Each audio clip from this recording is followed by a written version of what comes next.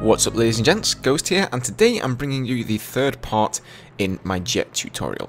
Today we're going to be talking about how you can best survive when you actually take off from the ground. Now, if you guys missed the first two parts of the jet tutorial, I will link the annotations on screen now. The first part was about jet speed control, which is, in my opinion, one of the most important factors when it comes to flying jets. It's going to allow you to make the sharpest turns possible and get on target as quickly as possible. The second part is about hotkeys, the heads-up display, sensitivity, my key bindings, and all that good stuff. So feel free to check those two out if you missed those. Now, I know a lot of you guys are really eager to get onto how you actually aim at enemy targets, and that is a big factor. There are a few little tricks that I can teach you guys with aiming in the jet when it comes to taking out enemy helis, enemy tanks, and that sort of thing. But a lot of people are telling me that what happens to them is they take off in the jets, they fly up in the sky, and they get locked straight away, or the enemy attack jet gets on their tail, and they just get killed instantly before they're really up in the air and have a chance to do anything. So I figured that's probably more important than being able to aim. After all, being able to survive comes first and foremost, because if you're dead, you're not going to be able to aim or shoot at any target whatsoever. Alright, so here you can see I've just taken off in the jet. Now, the biggest mistake that new pilots usually make is they just take off in the jet and they fly straight towards a target. They see a tank on the ground and they think, right, I'm going to go for that tank. They don't worry about any of the threats. They don't really look around and have much understanding of spatial awareness and where the enemy threats could be coming from. Is the enemy AA tank up?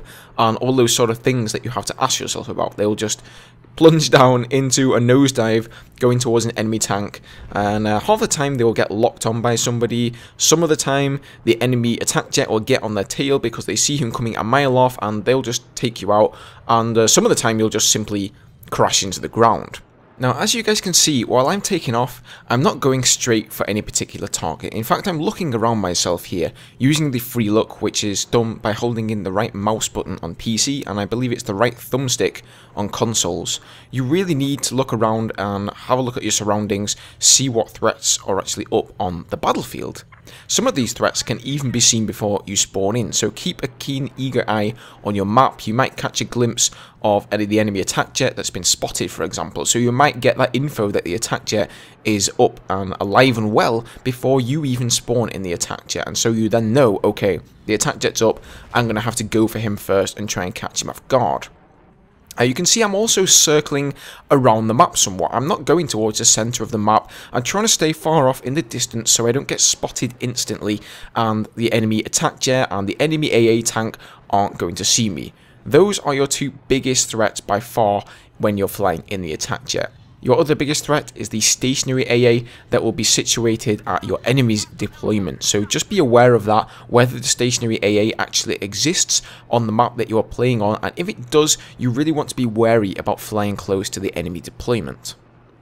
Now, the other thing I'm doing and using free look view for is actually spotting enemies. So if I fly around the map and I'm pretty confident that the enemy attack jet isn't up, so either nobody spawned in it or it's recently been killed and it's on the respawn timer, I will start spamming Q and trying to spot up the enemy AA tank. Sometimes it's on the ground and you can spot it, sometimes you end up missing it, but you really want to be wary. Unless you can confirm that the enemy AA tank is definitely not alive, you want to be wary about going in for a dive to take out some enemy armor on the ground, because if you just haven't spotted the enemy AA tank yet, it's gonna take you out for sure. That thing is incredibly powerful and really shouldn't be underestimated.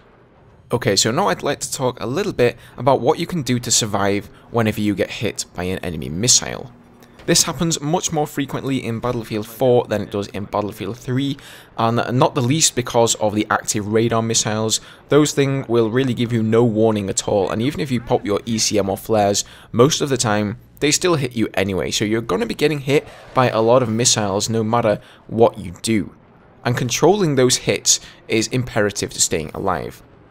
Now, I would really recommend that you guys go with stealth coating over the gyro stabilizer. In my opinion, the gyro stabilizer is completely unnecessary.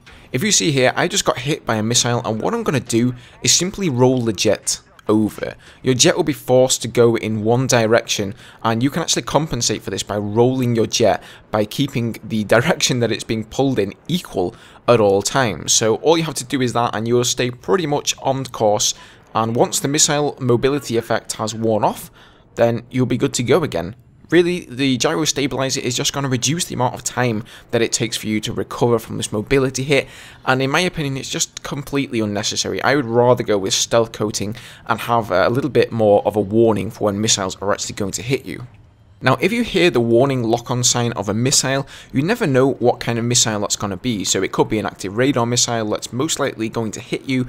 It could be a normal heat seeker that you'll be able to deter by using your flares or your ECM. But as a general rule of thumb, if I start to be locked on and I can tell that there's some heat that I'm taking from some sort of enemy somewhere on the map, somebody's locking me, I will not fly close to the ground. If you fly close to the ground and you think, oh, it's no problem, I'll just pop my ECM and that will deflect the missile, you're really going to have a bad time. You're not going to have time to compensate for the mobility hit, and you're going to crash straight into the ground from the initial impact of the missile. So if you start getting locked on, try and get up in the air. If you're doing a bombing run or you're going to do a sort of flyby and try and take out a tank, just abandon that mission. You can't overcommit when you're in an attack jet. If things start to get too hot to handle, just turn away and try and handle the situation, try and get rid of the lock, or if your jet's even been damaged, then wait for it to fully repair before you get back into combat again.